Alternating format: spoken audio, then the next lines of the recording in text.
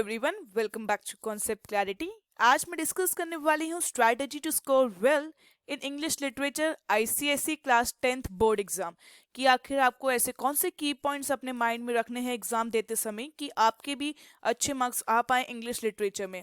But for that please go and watch this video till the end. साथ ही साथ एक इम्पॉर्टेंट अनाउंसमेंट है कि अगर आपको merchant of Venice, Tempest, bio, history, civics के सारे चैप्टर्स अगर आपको अवेल करने हैं then you have to go and pay ₹119 per month and for that you have to click on the join button। और जिन बच्चों को नहीं पता जॉइन बटन का लिंक कहाँ पर है या किस तरह से जॉइन बटन पे क्लिक करना है, उन बच्चों के लिए हमने एक वीडियो बनाई है और उस वीडियो का डिस्क्रिप्शन बॉक्स में लिंक है। साथ ही साथ हमने जॉइन बटन या फिर मेंबरशिप का लिंक भी इस वीडियो के डिस्क्रिप्शन बॉक्स में दिया है, तो kindly go and pay ₹119 to get the full channel access and don't forget to follow us on Instagram and on Facebook. अब देखिए, जैसे आप लोगों को पता है कि आपका आईसीएसई क्लास 10th का इंग्लिश लिटरेचर का exam is your first exam. तो अब देखिए उसमें हमें क्या करना है। जैसे सेम आपके पास भी 120 मिनट्स होंगे। 120 मिनट्स में आपको क्या क्या करना है, आपको 16 मार्क्स का क्वेश्चन अटेम्प्ट करना है, जिसके अंदर फर्दर 3 मार्क्स के आपके पास 4 क्वेश्चंस अवेलेबल हैं और 4 मार्क का एक 1 क्वेश्चन अवेलेबल रहेगा। अब आपको 16 मार्क के 5 क्वेश्चंस करने हैं। Okay, that is question 1, 2, 3, 4, 5। अब आपके ऊपर बोर्ड ने एक रिलैक्स दिया है, आपको रिलैक्सेशन कि आप पर बुक से एक एक क्वेश्चन अटेम्प्ट करना कंपलसरी है और बाकी के 2 क्वेश्चंस आप किसी भी बुक से कर सकते हैं। That is you can repeat the book. पर बुक से एक क्वेश्चन करना कंपलसरी है। तो अगर देखें हमारे पास 5 क्वेश्चंस हैं। ओके, 5 क्वेश्चंस में से उनमें भी अंदर अगर सब डिवीजन की बात करें तो हमारे पास 5 हैं, तो that is 5 into 5 which makes 25। तो इन शॉर्ट आपको 25 क्वेश्चंस अटेम्प्ट करने हैं। अब देखिए 25 क्वेश्चंस आपको अटेम्प्ट करने हैं। हम 25 क्वेश्चंस का डिवीजन नहीं करेंगे। We will divide these 5 questions. अगर हम लोग इनको डिवाइड करें तो अप्रॉक्स 24 आता है, तो हम लोग 24 मिनट्स तो लेंगे नहीं पर क्वेश्चन के लिए, क्योंकि we have to revise also. So we will take around 21 to 22 minutes पर क्वेश्चन। आपको 22 से 21 मिनट तक ऐसे आपको रखना है कि आप पर क्वेश्चन इतना टाइम स्पेंड करें। ठीक है, ऐसा क्यों? क्योंकि अगर लास्ट के आपके पास जो 10 मिनट्स बचेंगे, उन रिमेनिंग 10 मिनट्स में आपको अपना रिवीजन कंप्लीट करना है, एज वेल एज आपका कई जो पॉइंट स्ट्राइक आपको उस समय नहीं करा था और आपको एट द लास्ट मोमेंट आपको स्ट्राइक कर गया, तो आप उस पॉइंट को भी लिखना ना भूले अपने आंसर में। तो ये इसलिए आपको ध्यान रखना है कि लास्ट के 10 मिनट्स यू कैन रिवाइज, या फिर अगर आपको कुछ लगता है कि मैंने कुछ इंपॉर्टेंट की टर्म्स हाईलाइट नहीं करे या मैंने कुछ इंपॉर्टेंट कोट्स हाईलाइट नहीं करे, उन्हें आप हाईलाइट कर सकते हैं। और नेक्स्ट आप एक बार जस्ट स्कीमिंग या scanning of your answer sheet कर सकते हैं। मतलब एक बार आप अगर हिंदी में कहें तो एक बार अपनी बुक को फटाफट पलट के देख सकते हैं कि कोई आंसर तो नहीं रह गया अटेम्प्ट करना, या फिर मुझसे कोई पॉइंट तो नहीं छूट गया। तो एक लास्ट में आपको स्कैनिंग या स्कीमिंग ऑफ द आंसर, इसको हम लोग जो इस ट्रिक को कहते हैं स्कैनिंग और skimming of the answer sheets, तो एक बार इसको भी आप करेंगे लास्ट के 10 मिनट्स में। मेक श्योर अगर आपकी स्पीड अच्छी है तो 10 to 15 मिनट्स आप दें अपने रिवीजन के लिए, उससे आपको फायदा रहेगा कि आपका कुछ रह नहीं जाएगा। ये था कि अपना कैसे पेपर आपको with in that given time limit complete करना है। ओके, हमने जब अपना गिवन टाइम लिमिट में पेपर कंप्लीट कर लिया, अब देखिए लास्ट में कि आपको क्या क्या की पॉइंट्स रिमेंबर रखने हैं या याद रखने हैं। Keep in your mind that when you are writing your English paper. सबसे पहले बात आती है, अगर हम लोग प्ले की बात करें तो देखिए प्ले में मैं सबसे पहले आपको पेपर प्रेजेंटेशन के टिप्स बताऊंगी। फर्स्ट, जो मैं हमेशा रिपीट करती हूँ कि every question should begin with a new page. Every question, जो पूरा एक क्वेश्चन होता है जिसके अंदर 5 पार्ट्स हैं, every that single question should begin with the same new page. Fresh page, new page, कुछ भी कहें।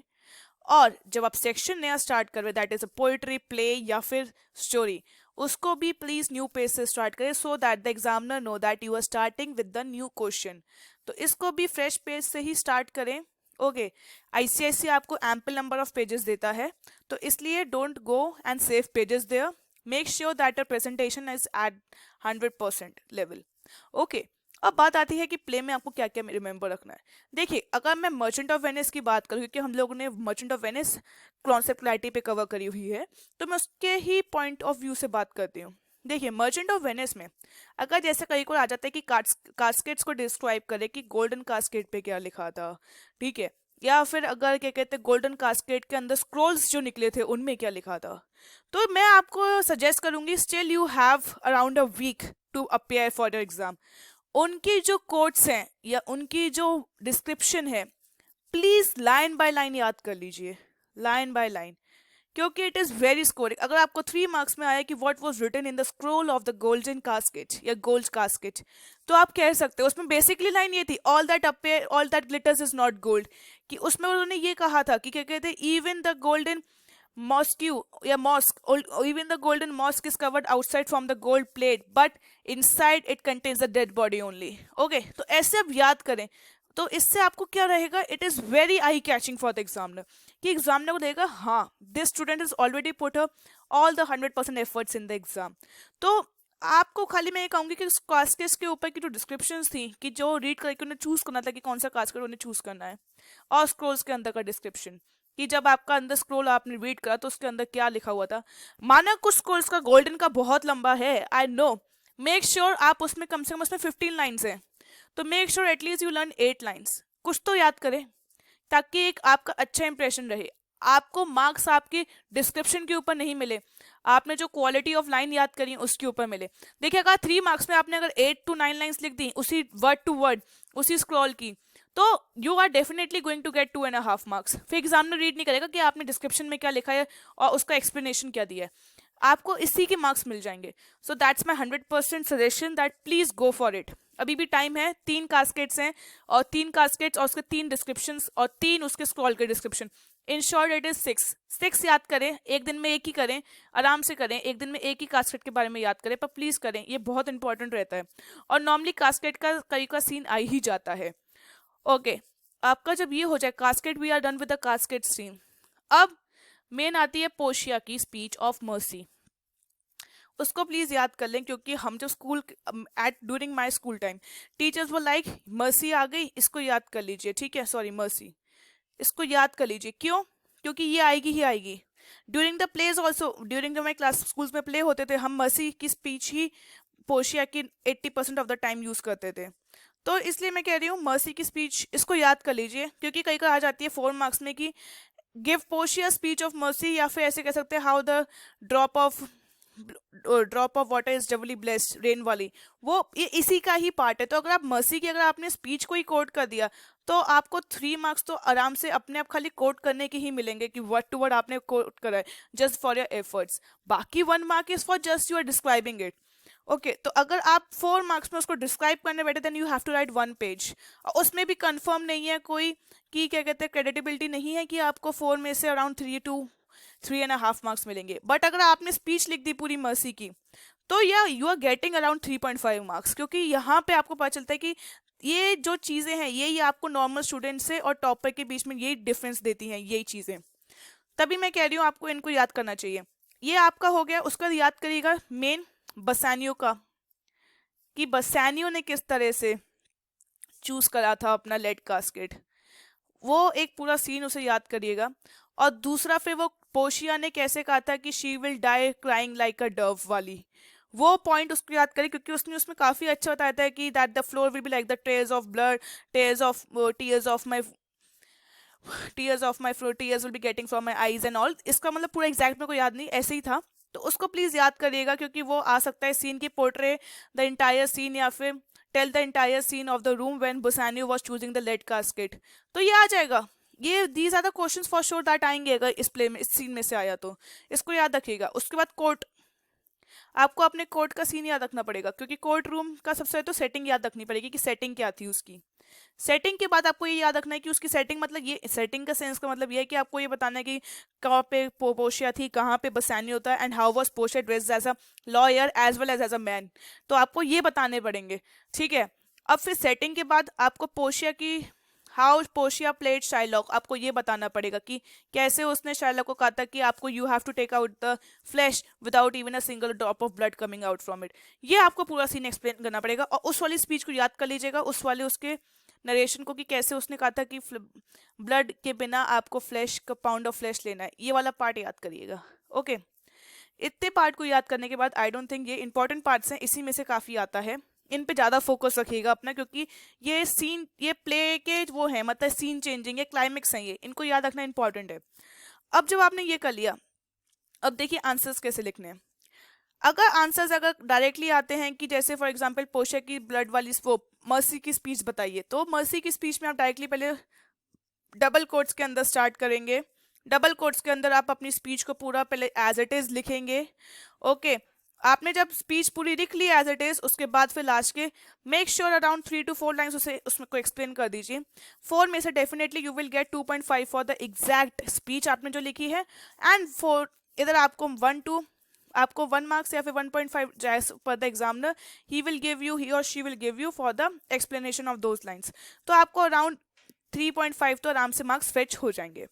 ठीक है, अब बात आती है अगर कहीं नहीं, और ये याद रखिएगा प्लीज क्या कहते हैं, जब आप जैसे आपकी ये आंसर शीट है और आप जब स्पीच को कोट कर रहे हैं, तो प्लीज बिल्कुल लाइन से लाइन मत करिएगा, centre of the page centre alignment रखिएगा, अच्छे से लिखिएगा with proper gap and spacing, and make sure if your school allows, if your school teachers have told you can use black pen, तो उससे कोशिश करिएगा ब्लैक पेन से highlight करिएगा। ओके, ये बात हो गई। अगर कुछ बच्चे कहते हैं कि हमारे स्कूल में अलाउड नहीं है, तो नो प्रॉब्लम, आप डबल कोट्स के अंदर हाईलाइट कर दीजिएगा और उसके बाद उसके ऊपर एक बॉक्स बना दीजिएगा, उससे भी एक आई कैचिंग व्यू मिल जाता है। Examiner will always get his attraction attracted towards this quote. Okay, ये बात थी जब आपको कोट्स वाला की आएगी। नेक्स्ट बात आती है कि अगर आपको नॉर्मल क्वेश्चन आया है कि अगर बताइए सेटिंग ऑफ द रूम वाला, तो वो आप सिंपल अपने वर्ड्स में लिखिएगा। अगर 3 मार्क्स का है तो make go for the 12 to 15 lines, ठीक है, सॉरी लाइन्स, एंड अगर आपका ज़्यादा का है 4 मार्क्स का, तो make it for 15 to 18 line, not more than that, क्योंकि आपको स्पेसिफिक रहना है।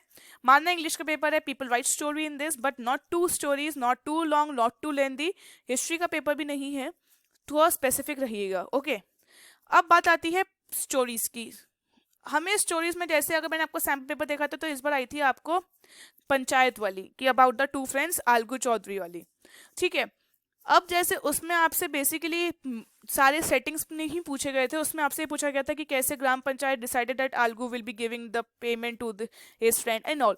देखिए, अब स्टोरी में आपको मेन ये ध्यान रखना है कि जितना क्वेश्चन है उतना ही लिखिएगा। देखिए, स्टोरी में आप कोट नहीं कर सकते, कभी कभार कुछ होती हैं एक्सेप्शनल कुछ स्टोरीज जिसमें आप कोट कर सकते हैं, तो उनमें कोट करिएगा आराम से। कोट करने के लिए बस यही सिंपल मैं बताऊंगी, ब्लॉक्स के अंदर कोट करिएगा और स्टोरीज के आंसर्स टू द पॉइंट लिखिएगा, पर थोड़ा सा उसकी पहले सेटिंग्स को डिस्क्राइब करिएगा कि मतलब आखिर ये सिचुएशन या ये सिनेरियो क्यों आया, व्हाई दिस सिचुएशन अराइज। थोड़ा सा अराउंड 2 to 3 लाइन्स उसके बारे में लिख दीजिएगा, उसके बाद फिर डायरेक्ट अपने आंसर पे आइएगा।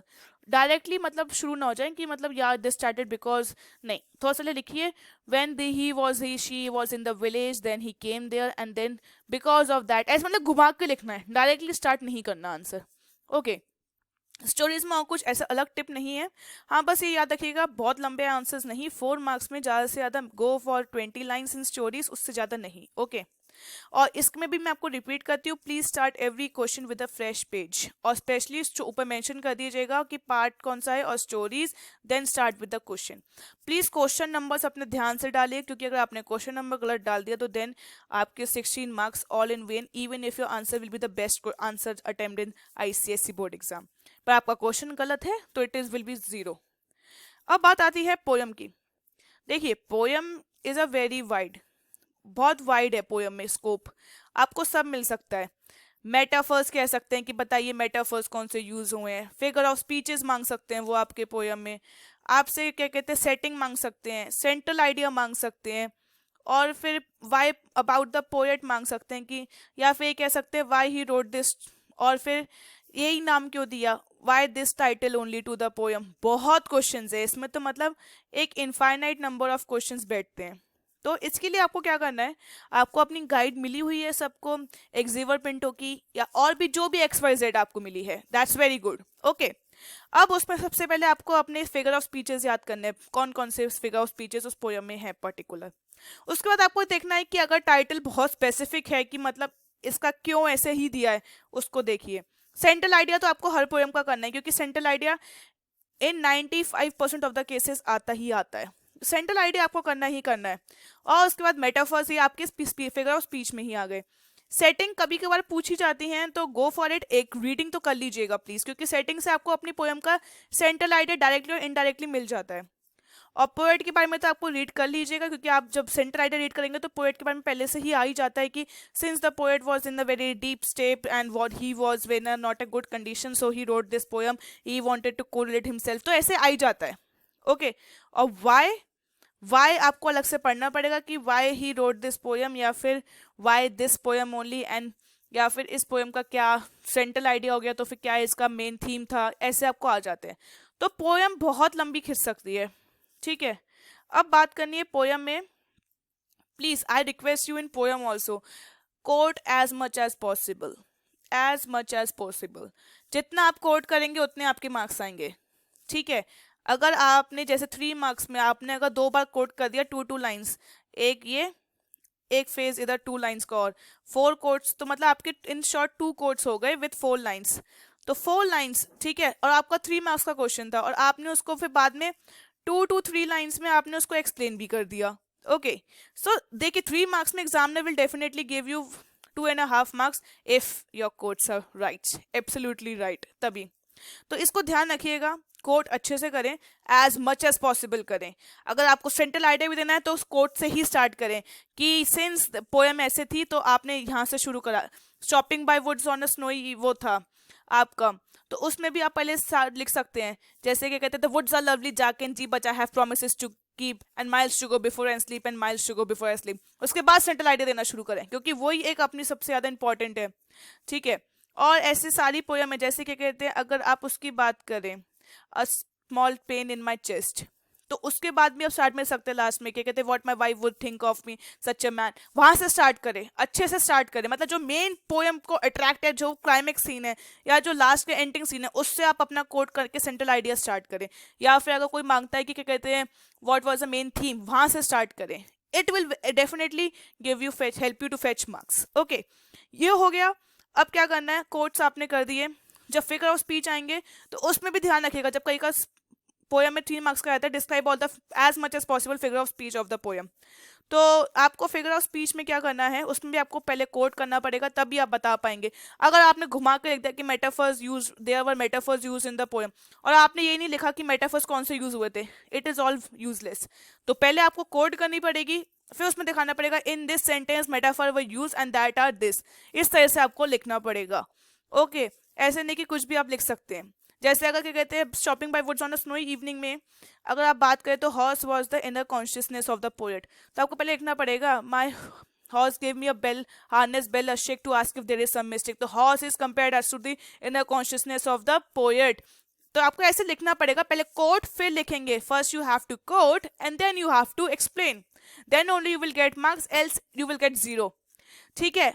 इसी तरह आपको सारे आंसर अटेम्प्ट करने हैं। अगर आप कोट के साथ अटेम्प्ट कर रहे हैं आंसर पोएम में और जो 3 या फिर 4 मार्क्स के हैं, तो देखिए अब 3 मार्क्स में अगर आप कोट के साथ करें तो मेक श्योर 2 कोट्स तो होनी चाहिए।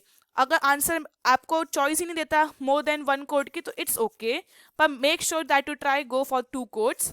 उसके बाद explain that in 3 to 4 lines closing sentences में, ठीक है। 4 मार्क्स का है तो डेफिनेटली देखिए एग्जामिनर्स भी उन्हें जानते हैं कैसे पेपर सेट करना है, तो 4 मार्क्स में 2 कोट्स आप दीजिए, और अगर एक्सेप्शन केस है कि only it is going with the 1 quote के साथ दीजिए। पर आई रिक्वेस्ट यू कि अगर प्ले पोएम में अगर आपके पास कोट्स का चॉइस है तो कोट्स वाले क्वेश्चन अटेम्प्ट करिए, learn the poem by heart, और साथ ही साथ प्लीज आप अगर आपके पास मोर देन 1 कोट्स अवेलेबल हैं, अगर उस क्वेश्चन में आ रही है जैसे सेंट्रल आइडिया में you can give as much quotes you want, तो please at least two else you will not get any marks, फिर आप भूल जाइए कि आपके 90 आ सकते हैं। सेंट्रल आइडिया वाला में 2 से ज़्यादा दीजिए प्लीज, एटलीस्ट 2 तो होने ही चाहिए। और 4 में यही at least 2 quotes plus around 4 to 6 lines for the closing lines. इस तरह से पेपर अटेम्प्ट करें, आई विल गिव 100% आपके अच्छे मार्क्स आएंगे, मोर देन 90 मार्क्स आएंगे। But for that you have to learn the play and the quotes. Play के important जो मैंने आपको बताए हैं पार्ट्स वो वाले याद करने पड़ेंगे, और पोएम के लिए भी आपको याद करने ही पड़ेंगे, प्ले प्लस पोएम्स के इंपॉर्टेंट लाइन्स आपको याद करनी पड़ेंगे। Hope you like this video. If you like this video please go and subscribe to the code Concept Clarity channel and pay ₹119 to get the full channel access. And please like the video. All the very best for your English literature exam. Thanks for watching the video.